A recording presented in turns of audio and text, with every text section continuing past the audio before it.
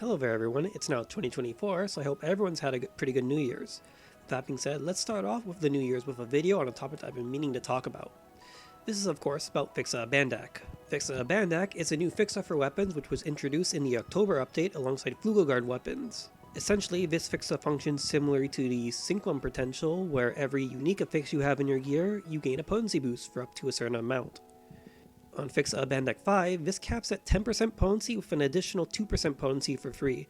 This means with a total of 20 unique affixes, you'll have a 12% potency boost that is completely unconditional, provided you fulfill the conditions. So, you're probably wondering what this means. It means that Fixa Abandac is pretty much stronger than every other Fixa in the game, assuming it is at a high enough level. Usually, Fixa 4 or Fixa 5 is all you need. The other fixes are essentially left in the dust by Bandak, and here I'll explain why. Essentially, alongside Abandac, 3 other fixes for weapons also got introduced. The first one is Fixa Wix, which has a free 2% potency and at max level has a 5% more potency when striking weak points. This means that rangers as well as classes that exploit elemental weaknesses like force will have 100% uptime with this Fixa.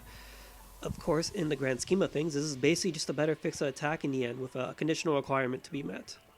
Fixa Unwix is a free 2% potency and at max level a free 15% potency when not striking a weak point or elemental weakness.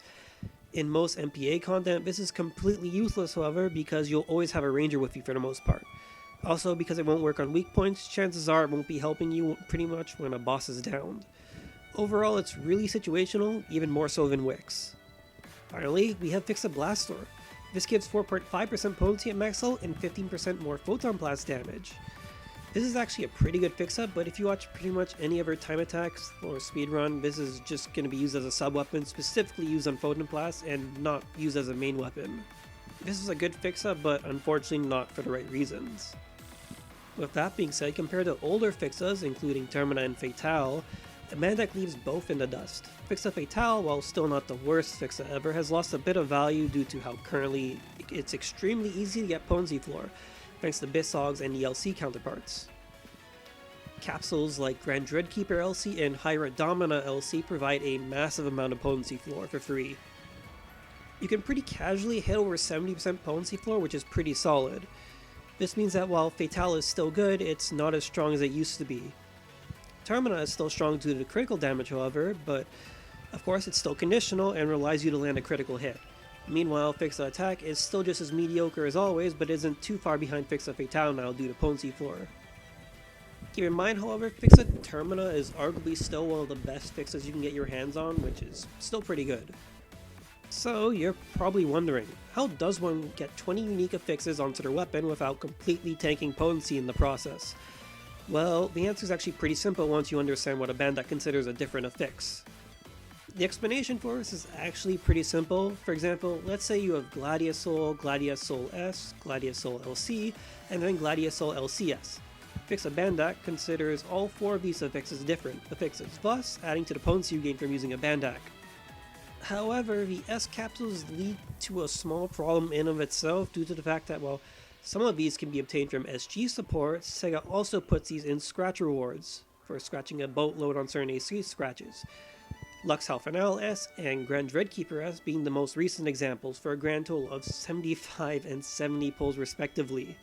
This lies one of the more recent problems because it leads to actual pay to win for whales, but when we actually get a 7th affix slot, this should potentially become slightly less egregious. Now, with that all explained, I should now of course also point out, none of this matters for casual play. You don't need a Bandak anything, and in the grand scheme of things, any Fixa you have, it doesn't matter if it's Fatale or Attack or Termina, Wix, any Fixa is better than no Fixa, so keep that in mind. Now, in regards to the speedrunning and time attack scene on the other hand, you basically need Fixa Abandac and Lux Halfanal if you even want to stand a chance at competing with the Flugel or Tissa Abandac bros. This in of itself kind of ruins the TA scene for most because it creates an unrealistic entry requirement for placing high in both ARCS records, but it also creates a pretty sizable barrier for stuff, like the solo Darkfall's Aegis rematch. Personally, I can't say I'm a fan of Abandac being so centralizing in this situation because no matter how hard I'll try, the difference between someone fully decked out with a Bandak and my paltry blank Flugel with almost bis affixes will almost never come close due to such a huge potency gap. Now, this doesn't diminish the accomplishments of those who do use Abandac, of course, but it does make competition semi-pointless, at least for me, since it becomes more of a gear problem than a skill issue. Thankfully, in a recent update on Sega's official website, they seem to have actually brought this topic up instead of letting Abandac dominate everything, and they intend on buffing other Fixas to bring them more in line. Hopefully these are very substantial buffs like bringing Fixa attack up to 10% potency, Fatale up to 30% crit, and Termin up to 25% more crit damage, and so on. Changes like this would allow other Fixas to be more in line with Fixa Abandac, while allowing Abandac to be slightly stronger for the amount of time and investment required to reach that point on Abandac in the first place. Overall, Fixa Abandac is a very powerful Fixa that currently dominates the speedrunning and time attack scene due to how much power it packs when fully invested into. This in of itself does cause some problems due to how it makes other Fixas less impactful.